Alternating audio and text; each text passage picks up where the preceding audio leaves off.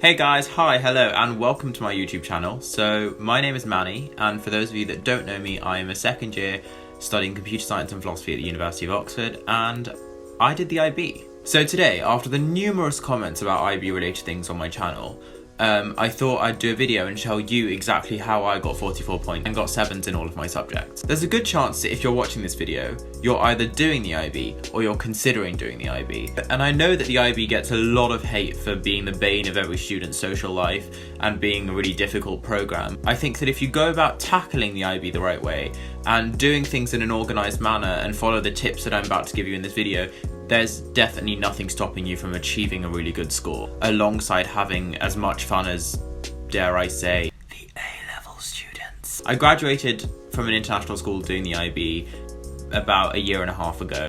I know you're feeling this. And so I thought that I'm in the best position to be able to give you some advice on how to tackle the IB properly. So for those of you that are considering doing the IB, I thought I'd quickly let you know what it's about. The IB is a program that is done in sixth form, so the equivalent of A-levels for people in the UK. What it consists of is a diagram like this, which basically means you do 6 subjects, one from each group. So you do your first language, a second language, a humanity, a science, maths, and then another subject, either an art or another subject such as another science or another humanity. Now, loads of people ask me which subjects I did in the IB, and I did maths, economics and physics at high level, and Spanish, English literature and language, and computer science at standard level. Tip number 1. While we're talking about subjects, it's really important that you pick subjects that you enjoy, because you have to motivate yourself to study them. And if you don't like that subject, there's a very small chance that you'll be able to bring up enough motivation in yourself to be able to work on that for 2 years. Because remember, it's not like an AS level where you drop one of them after the first year, you keep all of them on. So it's very important that you pick subjects that you enjoy. Don't just go for the subjects that you got an A star or A in at GCSE, go for a subject that you think that you're going to really enjoy. But when you're picking your IB subject, it's really important that you do look at your university options. And so if you're looking at a career in medicine and you don't take chemistry, I think that rules out most universities for you. So it's really important that you do look into university options or tentative options and see what you really like doing, and make sure that there's nothing that you do that closes off doors that you're considering. So something that my teachers always used to keep saying to me was that the IB is not a sprint, it's a marathon. And that is something that I think definitely stands strong. The IB works, you have to give exams at the end of the 2 years, which means you have to learn a body of content for 2 years and retain all the stuff that you learned in the first day of the IB all the way at the end of year 13. And I know that A-levels have changed to that now, but it's actually it's easier said than it is done.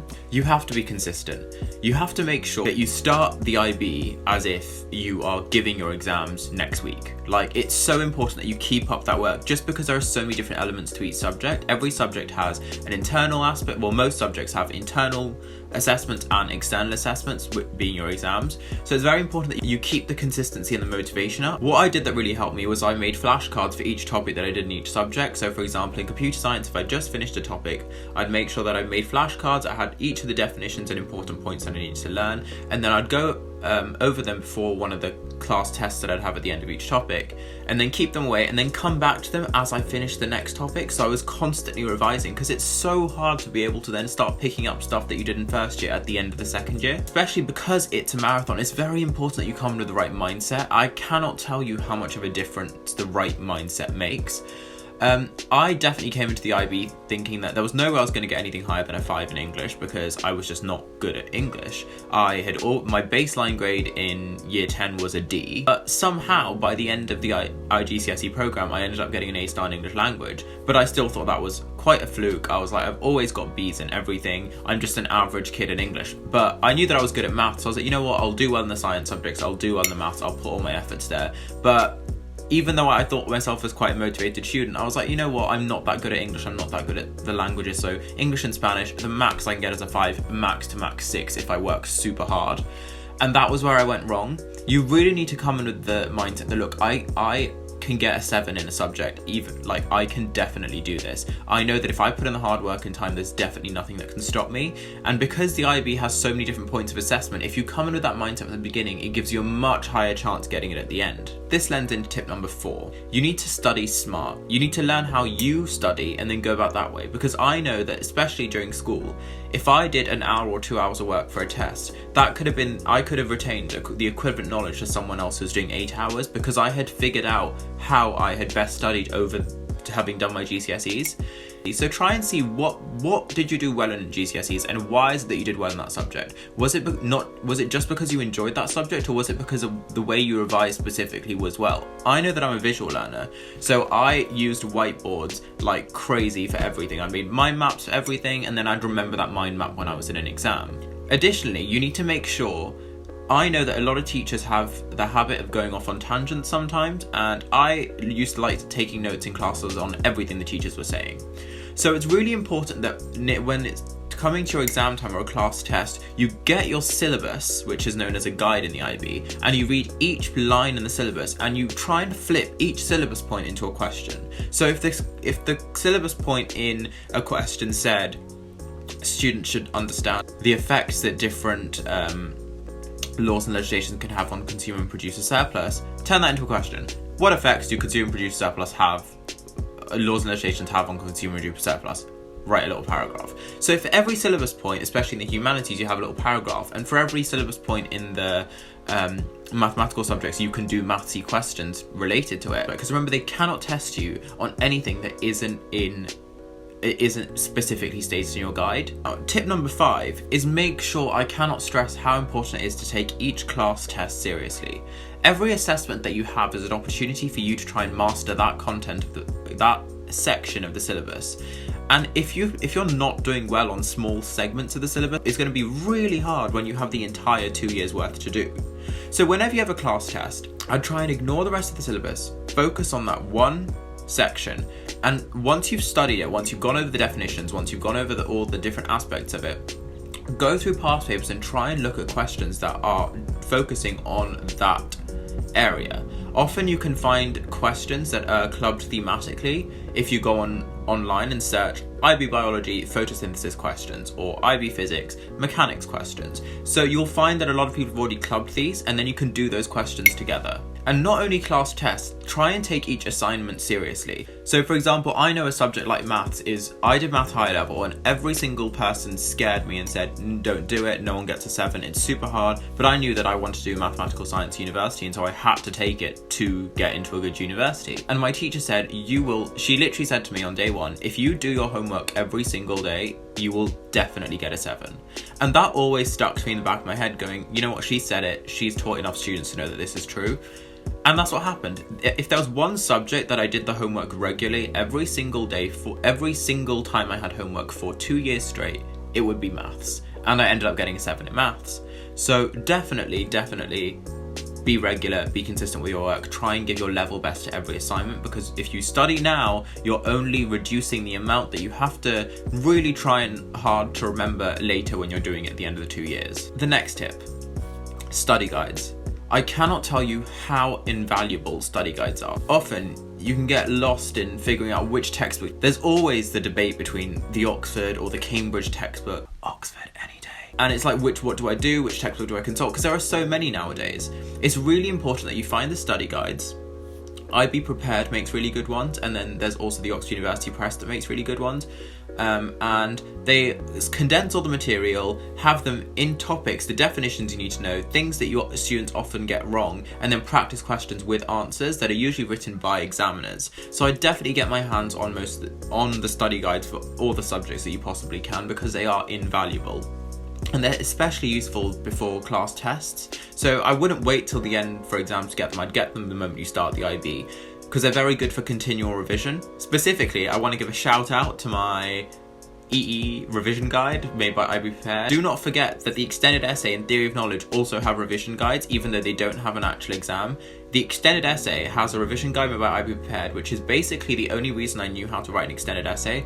While my friends were still figuring out what an abstract was, were figuring out how the hell they were going to get marks for the different marking criteria, I cannot explain how amazing that revision guide was. It had extracts from different people's extended essays, explained why that person got a 2 out of 4 and why that person got a 4 out of 4 on that specific marking criteria. And before I submitted my extended essay, I went through each and every one of the marking criteria and made sure, in each of those sections, made sure that mine was as good as the one that had a 4 on 4. Still ended up getting a B.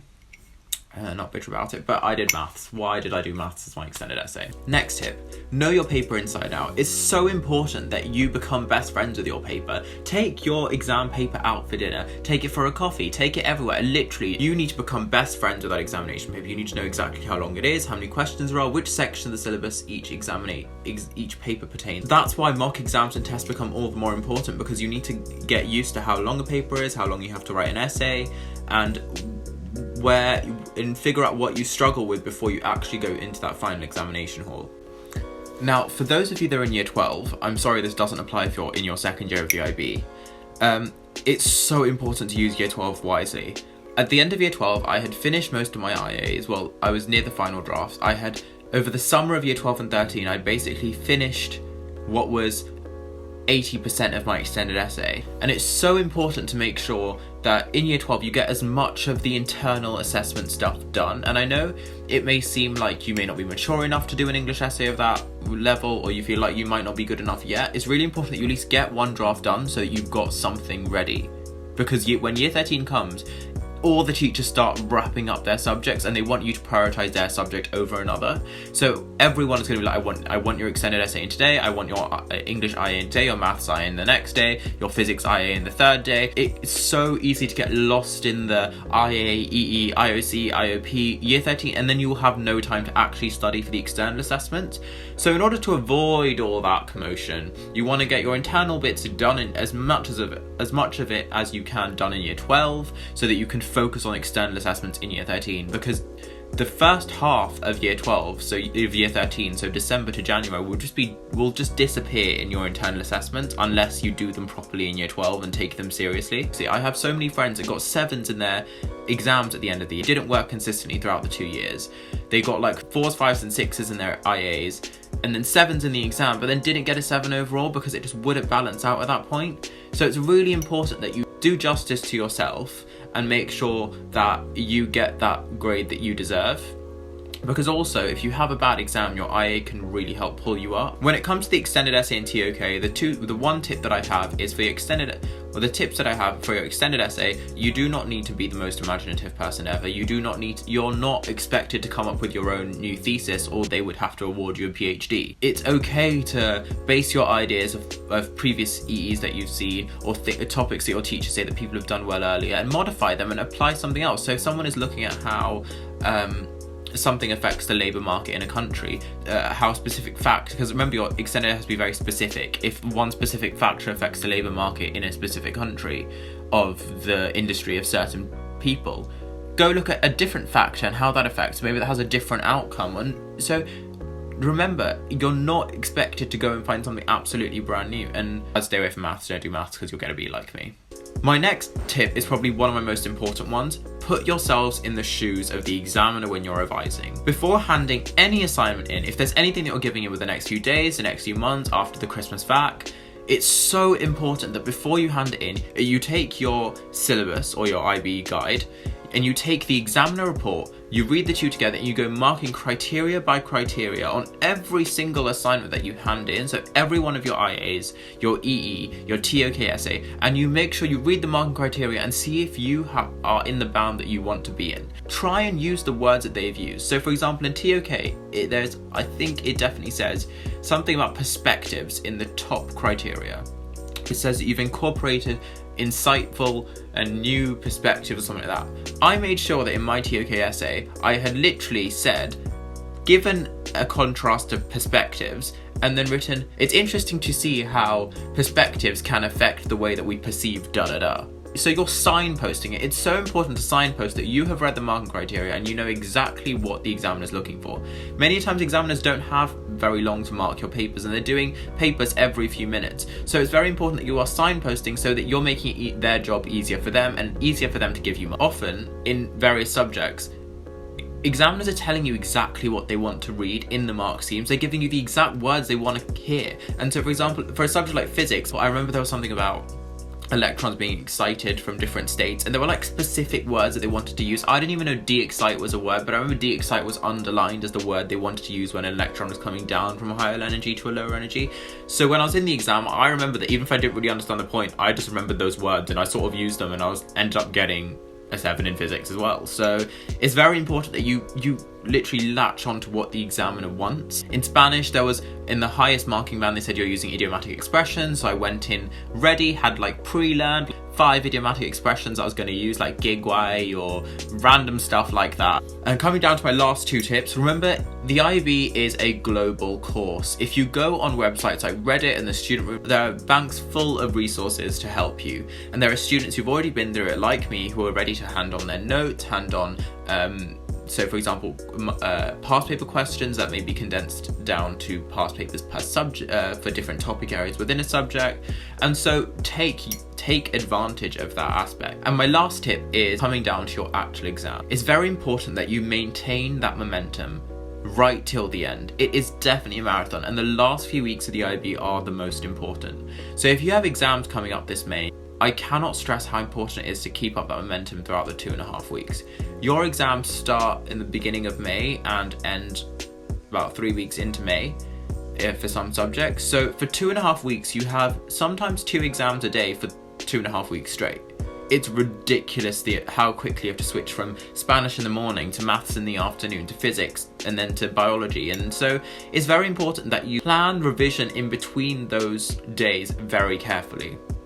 I sort of took the exams in a very sort of staccato, one by one, just take it as it comes kind of way. So if I had computer science the next day, the day before the exam, even if I had a really hard exam the day after, I just had to forget about those exams for that day and just focus on the exam the next day. That was all I was doing. And the day before, I was not learning new content. That is not the time to learn new content. You need to make sure that a week before the exam start, you are done learning content. Content should not be your worry at that point. The days before the exams, all I did was sit there with mark schemes and sit there with questions and just go through each question, go through essay plans, and just keep making sure that I know my stuff. Whether it was economics and going through question after question after question, whether it was physics, going through like loads and loads and loads of past papers, math, practicing all the questions that I could possibly find, from IB past papers to A-level past papers to everything. It's so important you're constantly on the loop at that point, because that is when everything counts. And if you come across something in a question or a paper that you don't understand, don't panic. Your exam is tomorrow. Just think, oh my god, I'm so lucky that I bumped into this now, just in case it came up on the paper tomorrow. This is where you call a friend, you email your teachers, or you Google and find out more about that thing there and then. I cannot stress how important it is to read the mark schemes, to read the examiner reports in conjunction with the mark schemes, because often examiners use phrases like, most candidates got this part of the question, but then they didn't get this part of the question and forgot to include dash. And so if you start including dash, you'll get to know what most students forget, which is super, super, super important. And yeah, that's all the tips that I have for you. I hope that you do well in the IB, and if you have any other specific questions or you'd want me to make any subject-specific videos, do let me know in the comments down below. I hope I answered the majority of your questions. The IB is not impossible. It literally just takes the right dedication, commitment, and it takes the right approach. If you come in with the mindset that, look, I'm gonna do well, I'm gonna hit those 40 plus points, I'm gonna get into the universities that I want to, I'm gonna do well at the subjects that I can, it's not hard to get a good score in that. I think if there was one thing you need to take away from this video, is that you do not need to be the smartest person, you do not need to know the most about each subject to do well in every single group. What's important is that you become smart, you learn what the examiners want to hear, you go through study guides and just trying your best, your utter best, to not lose that motivation. And the only tip that I have for that is to just remember your end goal, whether that's to get into a specific university, whether that's to get a specific score for yourself. Just keep that in the back of your head the entire time and you won't lose that motivation. For me, I knew that I really, really wanted to go to Oxford, and once I got my offer was 39 IB points with a 7 in maths high level and then 6s in my others. I knew that if I worked hard, I'd get the 6s, but I was most worried about the maths. So I put all my energy into the maths so that I was doing maths every single day, all the time, living, breathing, eating, sleeping maths to make sure that I got that 7 in maths. And I did. So if you make sure that you get that motivation and you put that at the center of everything that you do in your work, I'm pretty sure that you will do well and that you will get a good score. So I hope this video helped you, and I hope that this gave you an insight into how to put my coffee down. Kill the IB, dignity intact. Yeah, and if you have any questions, don't be afraid to leave them in the description box below. I'm happy to answer any questions that you have. Other than that, I hope you have a really good day, and if you enjoyed this video, don't forget to click the like button down below. I really appreciate all the thumbs up that I get, so if you just take a second, just like. Thank you. Now, if you take a second to click that subscribe button, I make videos every week. They're usually vlogs about life at Oxford, admissions tips, criteria about applying to university in the UK, applying to Oxford, admissions tips, revision videos, etc. If you like this video, let me know in the comments down below, and yeah.